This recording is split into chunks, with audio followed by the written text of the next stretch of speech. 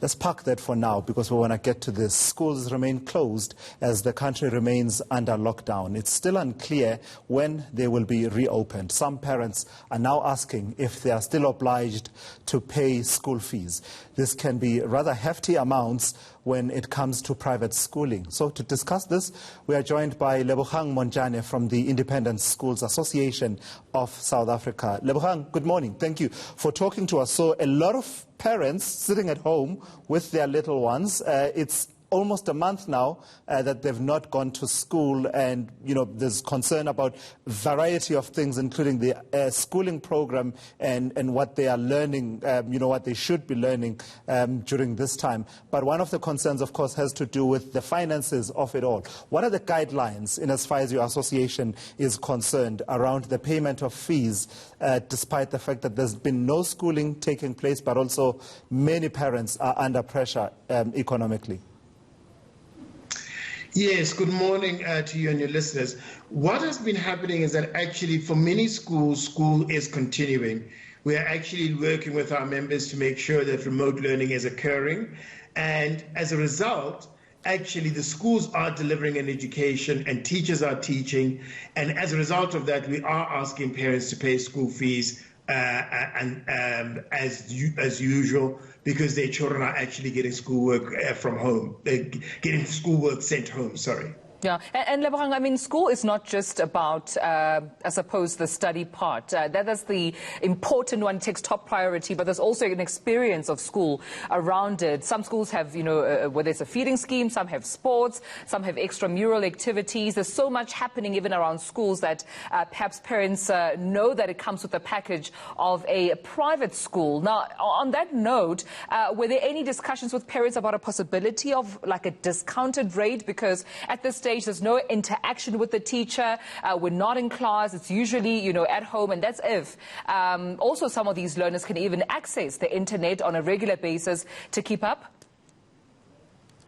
Look, I mean, I think that we must be thankful that many of our independent schools have parents who have access to the internet. So actually, some schools do actually have periods and interactive, either using Zoom or Teams, where they interact with the class as if they were in the usual classroom. In terms of co-curricular activities, for example, music lessons, some of them are still continuing remotely, but obviously team sports is not part of it. But certainly the core of school is the academic. A school is what happens in the classroom primarily, and that's why we say it's co-curricular. And the core aspect of schooling in terms of assignments, worksheets, asking your teacher questions, all of that is actually still occurring. That's why we as ISASA have advised parents to pay their fees and for schools to educate remotely.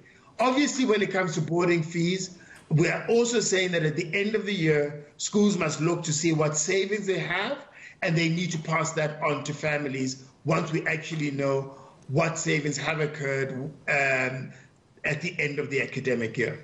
I don't know how I feel about leaving it to the schools to independently think about what savings to pass on to parents, Lebogang. I mean, the very name of your association implies independence in terms of how these schools operate, yet they affiliate with you. What, for instance, are you saying to them about the credit control measures that schools take, given the fact that, one way or another, many parents will have their incomes disrupted and their means of livelihood disrupted. And we've seen in recent years some controversial credit control measures being taken by some private schools and independent schools. So what are you saying to them about that accommodation and understanding and trying to not resort to extreme measures of credit control? Look, I think that, this obviously is an extreme case. What has been interesting to us as an association, when we talk to our schools and we say, our parents coming back and saying, look, we don't want to pay fees, they're coming back to us and saying, actually, other parents are saying, if you can afford it and you have not been adversely affected as of yet, please pay your obligations towards the school. Obviously, if a parent has been up to date, we are encouraging schools to be understanding and to assist those families during this very difficult time. And we are anticipating, obviously, larger numbers of families saying to our membership, look, I'm not able to afford, can we actually go to some kind of arrangement? But certainly, we do understand this is an unusual time, and schools are looking at it. And many of our schools are saying, what can we cut in order for us to save? And we are, as an association, emphasizing to our membership, please continue to charge fees, but deliver an education.